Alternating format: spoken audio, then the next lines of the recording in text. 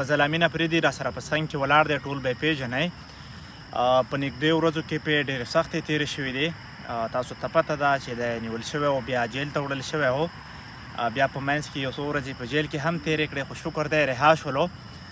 دغه ریکارډینګ په دې بنیاد کوو چې د ټولو هغه ملګرو شکریا ادا کوو چې چا هم د دغه سختو ورځو کې زموږ سره منډه وهلې ده او د فضل امین د ګرفتارۍ د ورځې نه واخله تر رهایۍ ورځې پورې موږ سره چا هم هیلپ کړی دی، منډه تړلی را سره کړې ده، هغه که عام کارکون دی، که هغه د کوم ګوند کس دی، یا هغه وکیل دی، یا هغه کوم سرکاري کس نو د ټولو ښه برابره شکریا ادا کوو، د ټولو نه مننه کوم. فضل امین به یې ته هم وایم چې د ټولو شکریا ادا کړي.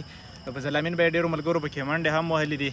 څه ورته وایې؟ ټول نه مخکې خو وقار به یې تاسې ډېره شکریا ادا کوم.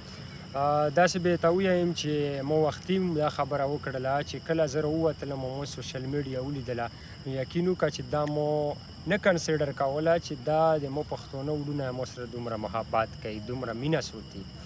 دا خو چې تاسې کم په کم لیول سره او په کم پوزیشن سره په کم مضبوطې طریقې سره آواز اوچت کړی وو، یقین وکړه چې که همیشه پورې تاسې داسې کور وکړله نو موږ دغه چې کم مسالې روانې انشاءالله دا به ودرېږي. نو زه د تاسې ټولو سپیشل د ټول چې څومره چې ما وختي دا خبره کوله چې که چا لږ غوندې آواز کېدلی هغې مطابق یې هم آواز اوچت کړی دی و ټول موږ له رارسېدلي دي. د ټولو ډېره سپیشل شکریا ادا کوم. وقار به یې د موږ سره و، څنګ په څنګ و، ډېر محنت یې وکړله.